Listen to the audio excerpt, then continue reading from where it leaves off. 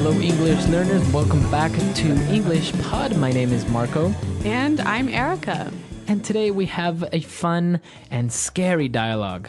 That's right. This lesson is full of language you can use to talk about being scared. All right, so we're going to be looking at a scary lesson today, and we have nothing to preview, so let's listen to this dialogue and see why everyone is so scared.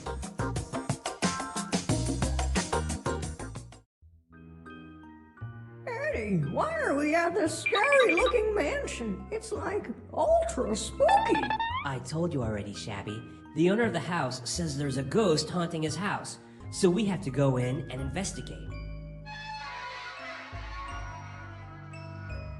I don't like this. Come on, guys, stop being such cowards. It's a mystery and an adventure. This place gives me the creeps. Seriously, guys, let's get out of here. I'm getting goosebumps just being here. Shabby is a scaredy cat. That laugh came from this room. Let's go and check it out.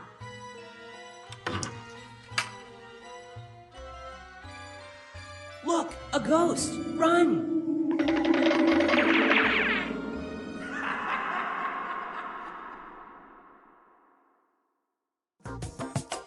Well, that sounds really scary, but actually it kind of reminds me of another TV show. Very similar to another TV show, but it's different. Okay, but some interesting language that you can use to talk about things that are scary. So why don't we look at that now in Language Takeaway? Language takeaway. So let's start with the very first line of our dialogue. Shabby described the mansion to be ultra spooky. It's ultra spooky. Spooky. So, okay, we've got two interesting words here, ultra and spooky. Now, spooky is scary, right? It's a little bit scary. It maybe makes you feel a little bit uncomfortable, or maybe it makes you feel a little bit scared. Okay, so not very scared. Not super scared. But ultra spooky. So ultra is another way of saying super or very or really spooky. So if it's ultra spooky, then it's very scary. Okay. All right. So our next word, they said that in the house there is a ghost haunting the house. Okay, there is a ghost haunting his house. Okay, so the verb to haunt. Okay, to hunt. So the ghost is coming to the house frequently and not letting them live in peace. When a ghost haunts something, it visits it often and scares it. Exactly. Now, they were all afraid and they didn't want to go in, and so Wilma called everyone cowards. Stop being such cowards. Cowards. So a coward. A coward is a person that's not brave. A person who's scared of everything. Exactly. So they were being cowards. They were afraid. So that's why they didn't want to go in. Well, speaking of being afraid, Shabby said, I'm getting goosebumps. Goosebumps. To get goosebumps. All right, to get goosebumps. Now, goosebumps, it may sound a little bit strange, but it's very easy when you're scared or maybe you're cold. The skin on your arms or on your back, it gets a little bit bumpy. So your skin looks like chicken skin. Exactly, chicken skin. And that's actually how we call it in Spanish, chicken skin. But this is goosebumps, so I guess it's kind of similar. A goose? Yeah, same idea. Goosebumps. All right, and finally, Scruffy said, Shabby is a scaredy cat. A scaredy cat. A scaredy cat. You're a scaredy cat. Well, a scaredy cat is not really a cat, right? No. It's a person who is afraid of everything. Okay. Similar to a coward. But more informal. Much more informal. So somebody is a scaredy cat. And I think even a little bit more juvenile. As so adults, children use it. Yeah, as adults, you wouldn't say he's a scaredy cat. All right, great. So some interesting, scary language. I think we need to hear it one more time, slowed down in the dialogue.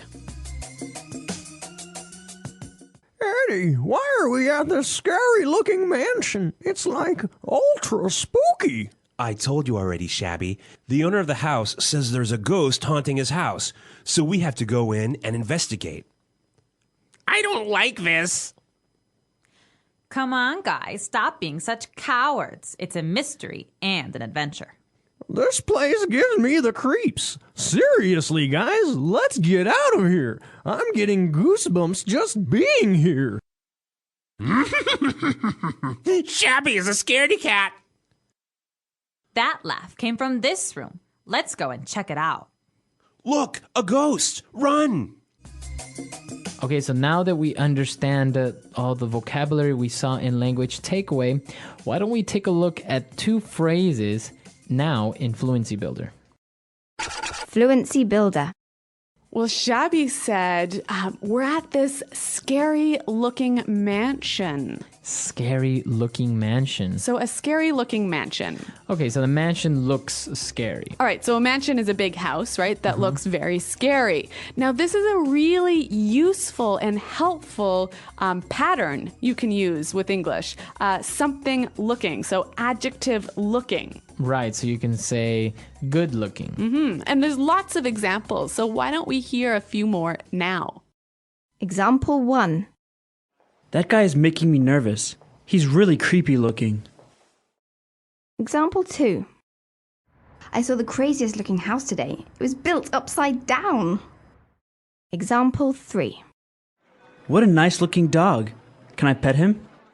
All right, great examples, and now we know how we can combine looking with different adjectives. Our next phrase, Shabby said, this place gives me the creeps. All right, gives me the creeps. To give someone the creeps. So if something gives you the creeps, it makes you feel uncomfortable and scared. Maybe scared, maybe nervous.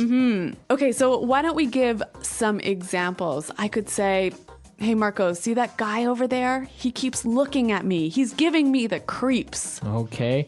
Or I can say, clowns give me the creeps. Oh, that's right. You're afraid of clowns. I am afraid of clowns. Okay. They give me the creeps. All right. Well, it's a really helpful, useful phrase to use when you're talking about being afraid. Now, why don't we listen to the dialogue one final time? Eddie, why are we at this scary-looking mansion? It's like ultra spooky. I told you already, Shabby. The owner of the house says there's a ghost haunting his house, so we have to go in and investigate. I don't like this. Come on, guys, stop being such cowards. It's a mystery and an adventure. This place gives me the creeps. Seriously, guys, let's get out of here. I'm getting goosebumps just being here. Shabby is a scaredy cat. That laugh came from this room. Let's go and check it out.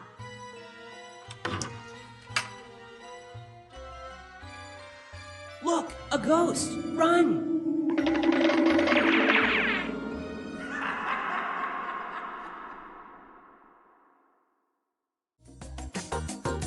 Okay, so an interesting dialogue about ghosts and haunted houses. So what do you think, Erica? Do you believe in ghosts? Have you ever seen a ghost? No, I totally do not believe in ghosts, but I understand that you disagree with me. Well, I've experienced strange things, but I don't know if it was a ghost or an alien. I don't know. It could have been anything. An alien. An invisible alien. Okay. So what happened? Well, once I was having dinner with my parents, and we had a table, and on top of the table there was a glass full of water. And all of a sudden it started to move across the table, and then it started to spin while it moved. So was there an earthquake or something happening? No, nothing. We were just, the only thing on the whole table that was moving was that, and we all just kind of stared at the glass moving, and we didn't know what to do.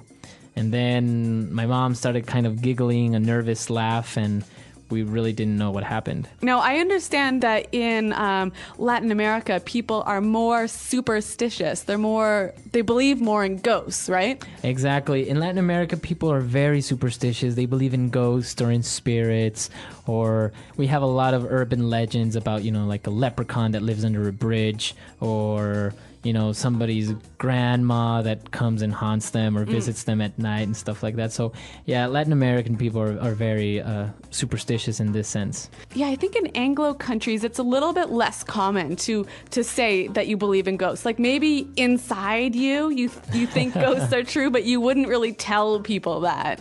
Right. I think the difference would be that you have a different type of superstition. Like people are afraid of black cats. Right. Or the floor or the number 13. Yeah, or opening your umbrella in a house. Exactly. Yeah. So because they consider it to be bad luck, but not because something like a ghost or an alien is going to come out and eat them.